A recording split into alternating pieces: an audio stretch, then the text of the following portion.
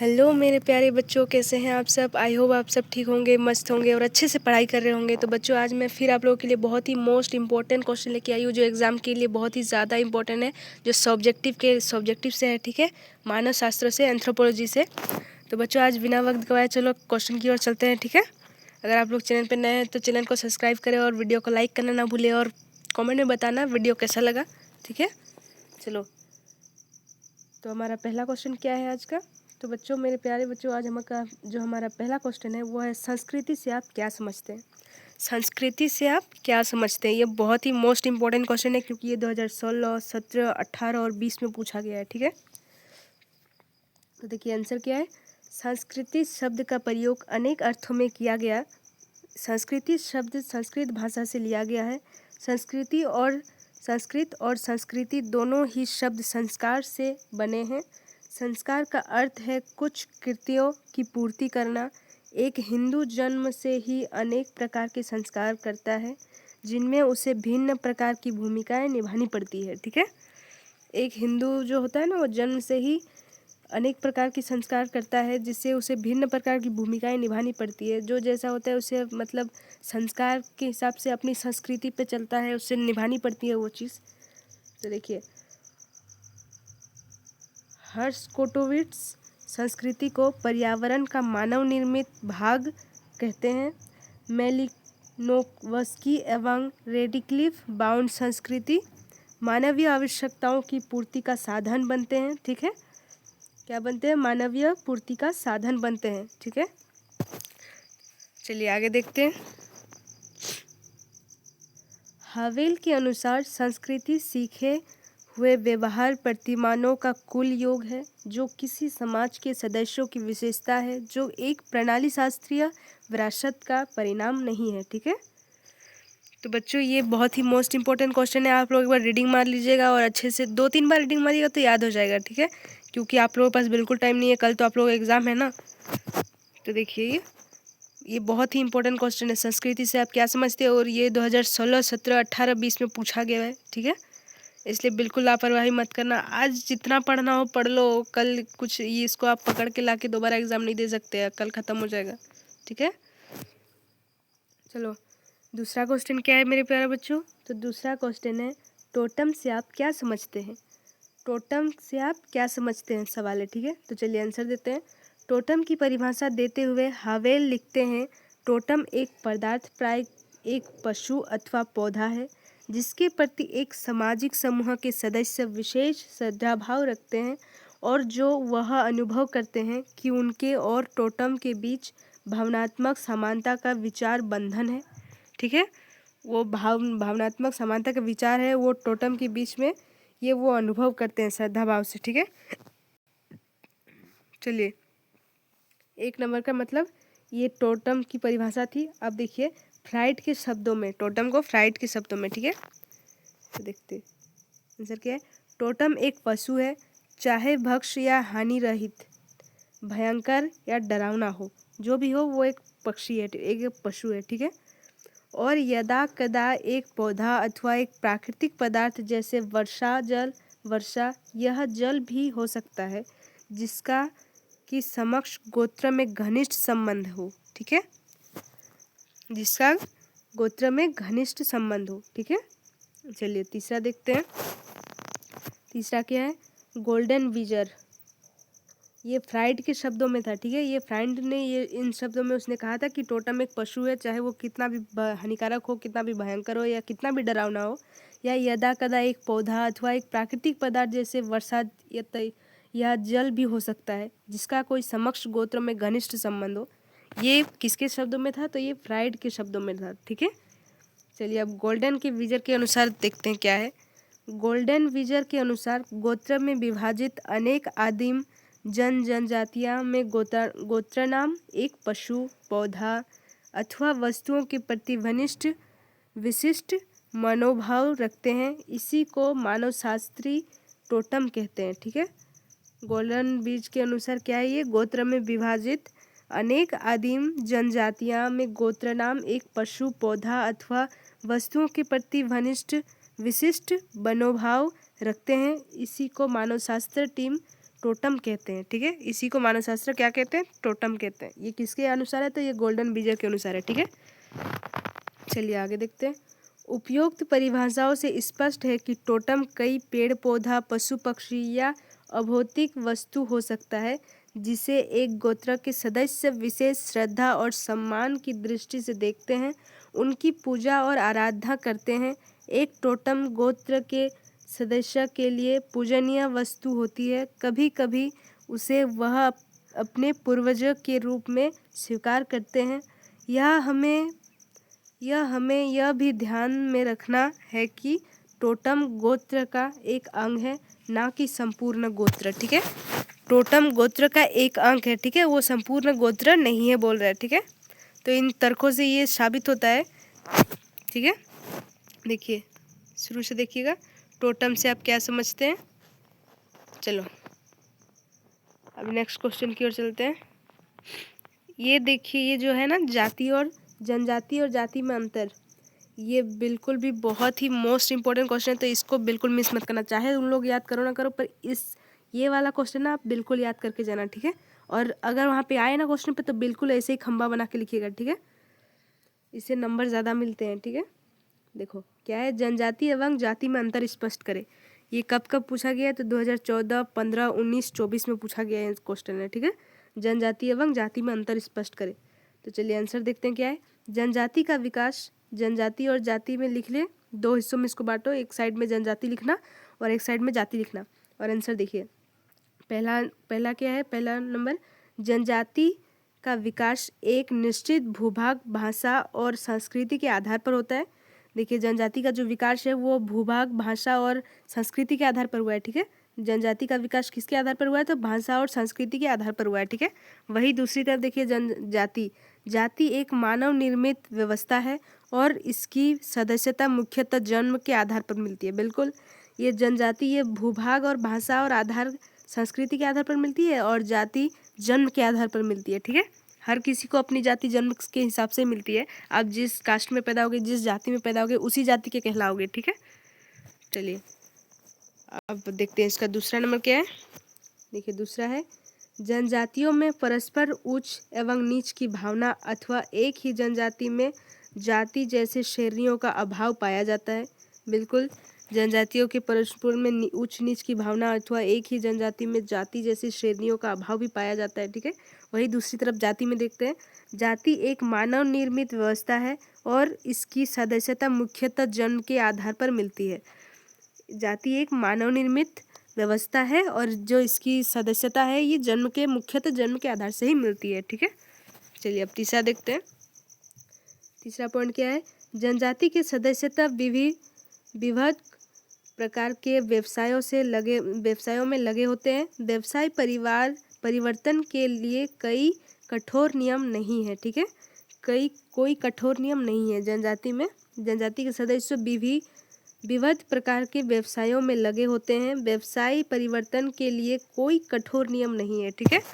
वही दूसरी तरफ जाति में देखिए क्या है, जाति व्यवस्था में परंपरागत रूप में प्रत्येक जाति का एक निश्चित व्यवसाय पाया जाता है और व्यवसाय संबंधित कठोर नियंत्रण रहता है, ठीक है। बिल्कुल, जाति में ऐसा होता है जैसे साहूकार लोग बिजनेस करना उनका काम है, ठीक है। वैसे ही हर जाति में अपना अपना काम पाया जाता है। कोई कृषि करता है, तो जनजाति में वो चीज़ नहीं पाया जाता है, पर जाति में सबका काम निश्चित रहता है, ठीक है, नियंत्रण रहता है मतलब। चलो अब नेक्स्ट करते हैं। चौथा पॉइंट क्या है, तो चौथा पॉइंट है, जनजाति में खाने पीने एवं सामाजिक सहवास संबंधित क्रियाओं में बहुत स्वतंत्रता पाई जाती है।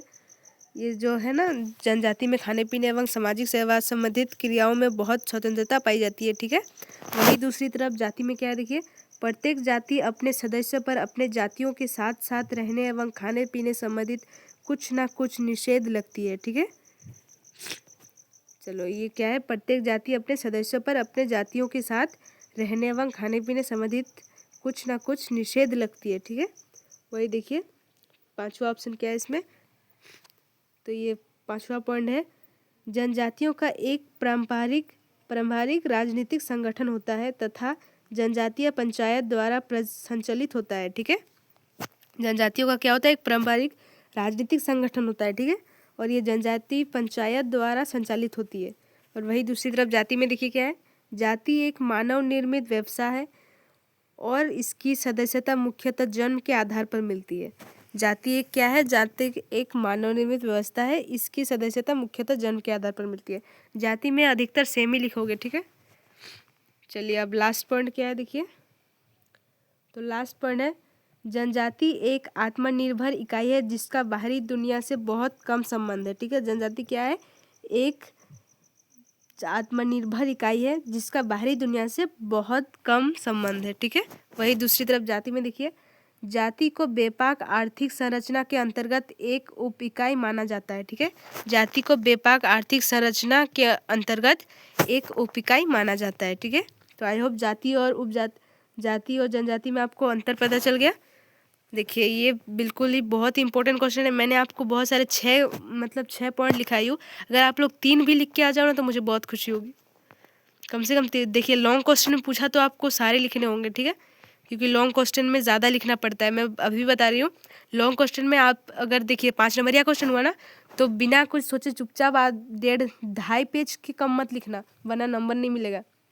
5 नंबरिया हुआ तो 2.5 पेज लिखना, और अगर आपको 3 नंबरिया वाला दिया तो पूरे 1 पेज, और मतलब 1 पेज तो लिखना ही लिखना। अगर 1.5 पेज लिख सकते तो और अच्छी बात है। और अगर 2 नंबरिया वाला होगा तो उसमें भी हाफ पेज के कम मत लिखना, ठीक है। बहुत ही इंपॉर्टेंट होते हैं, बहुत ही इंपॉर्टेंट क्वेश्चन। अगर आपको आंसर नहीं पता है ना तो उसके इर्द गिर्द थोड़ी बहुत तो पता होगी ना, उसी को आप पहले लाइन पे ऐसे लिखना जैसे आपको आंसर बिल्कुल पता हो। ऐसे बना के पहले ही कुछ मत लिखना, पहले आप बना के लिख लेना, उसके अंदर आप कुछ भी डाल दो, कोई फ़र्क नहीं पड़ता। पहला लाइन और आखिरी लाइन ना बिल्कुल सटीक आंसर के जैसा लिखना, ठीक है। और वहाँ घबराना नहीं है, बिल्कुल आराम से लिखो। कम से कम 22-23 पेज देगा आपको, जिसमें कम से कम 24 पेज होते हैं, ठीक है। उसमें अगर आप लोग 22 भी लिख के आओ ना तो बहुत है। मैंने अपने वक्त एक भी मतलब बाई चांस 1-2 पेज ही मेरे छूट जाते थे, वरना 24 पेज में 22 पेज तक तो हम लिख के आ जाते थे, ठीक है। चलो देखिए हमारा अगला क्वेश्चन क्या है। तो हमारा अगला क्वेश्चन है धर्म की परिभाषा दे। धर्म की परिभाषा देने के लिए कह रहा है, ठीक है। ये 2020 में पूछा गया क्वेश्चन है। तो देखिए आंसर क्या है, धर्म मानव की एक सार्वभौमिक प्रवृत्ति है जिस पर बुद्धि के आधार पर मनुष्य अन्य प्राणियों से भिन्न है, उसी तरह धर्म के आधार पर भी मनुष्य अन्य प्राणियों से अलग किया जा सकता है, ठीक है। प्राणियों से अलग किया जा सकता है। विभिन्न विद्वानों ने इसे निम्न रूप से परिभाषित किया है। देखिए मतलब विद्वानों ने इसे विभिन्न रूप में परिभाषित किया है, ठीक है। अब ऐसे ही वहाँ भी लिखिएगा पॉइंट बना बना के। चलो पहला पॉइंट क्या है देखिए, टेलर के मतानुसार धर्म का अर्थ किसी आध्यात्मिक व्यक्ति से विश्वास करना है, ठीक है। आध्यात्मिक व्यक्ति में विश्वास करना है धर्म का अर्थ, ठीक है। और देखिए दूसरा पॉइंट क्या है, फेजर के शब्दों में क्या है, तो देखिए धर्म से मेरा तात्पर्य मनुष्य से श्रेष्ठ उन शक्तियों की भक्ति आराधना करना है जिसके बारे में व्यक्तियों का विश्वास हो कि प्रकृति और मानव जीवन को नियंत्रित करती है तथा उनको निर्देश देती है, ठीक है। ये किसके आधार पर है, तो ये फेजर के शब्दों के आधार पर है, ठीक है। चलिए तो देखिए 2 ही दिए हैं, 2 ही पॉइंट है। उपयुक्त परिभाषाओं से यह साफ जाहिर है कि धर्म अलौकिक अथवा समाज से परे उन्नत शक्तियों में विश्वास है और इसकी अभिव्यक्ति पूजा पाठ आराधना प्रार्थना इबादत भक्ति के माध्यम से होती है, ठीक है। ये है धर्म की परिभाषा। धर्म की परिभाषा दे दिए, ठीक है। अब चलो आगे चलते हैं। देखिए हमारा अगला क्वेश्चन क्या है, तो अगला क्वेश्चन देखिए, आदिम जनजातियों से आप क्या समझते हैं। ये जो आदिम जनजाति है इससे आप क्या समझते हैं, तो आंसर देखिए, आदिम समाज का अर्थ, आदिम का अर्थ होता है प्राचीन काल के रूप। किसी भी चीज वस्तु घटना व्यक्ति को आदिम कहा जाता है अगर वह वर्तमान रूप से अलग दिखाई पड़ता हो। इस संबंध में यह निश्चित रूप से नहीं कहा जा सकता कि वह चीज़ कितनी साल पुरानी है। शारीरिक मानव विज्ञान से आदिम मानव का अर्थ पाषाण युग या उससे भी पूर्व के मानव से अलग लगाया जाता है। प्रातिहासिक पुरातात्विक विज्ञान में भी आदिम शब्दावली प्रचलित है। मानव शास्त्र की इन दोनों शाखाओं में आदिम शब्द का अर्थ तय हो गया। ठीक है, इन दोनों भाषाओं में आदिम शब्द का अर्थ तय हो गया। ठीक है, देखिए ये विचारणीय बात है कि मानव शास्त्री जब कभी आदिम शब्द का प्रयोग करते हैं तब उनका मतलब केवल उन समाजों से रहता है जो संख्या, क्षेत्रफल और सामाजिक संपर्क के लिहाज से बहुत संकुचित होती है। अधिक उन्नत समाजों की तुलना में ऐसे समाजों की आर्थिक एवं तकनीक ज्ञान बहुत कम है। ठीक है, यह है हमारा क्या है, चलो ये परिभाषा थी किसकी थी, तो आदिम जनजाति से आप क्या समझते हैं पूछेगा तो ये लिख देना है। कुछ देर के लिए 2-3 मिनट अगर आप लोग रीडिंग करोगे ना तो ये हो जाएगा। बहुत सटीक मतलब भाषा में लिखा हुआ है। और मैं बताऊं, अगर आप लोग वहाँ लिखते हैं ना एग्ज़ाम में, तो फिर अगर आप यहाँ पे मान लो तकनीक लिख रहे हो, ठीक है, तकनीक लिखो और वहाँ पे अगर गलत हो गया कि आपको लग रहा है कि यहाँ पे दूसरा लाइन लिखना था और मैंने दूसरा लिख दिया, ये गलत हो गया, तो इसको बिल्कुल नहीं काटना है।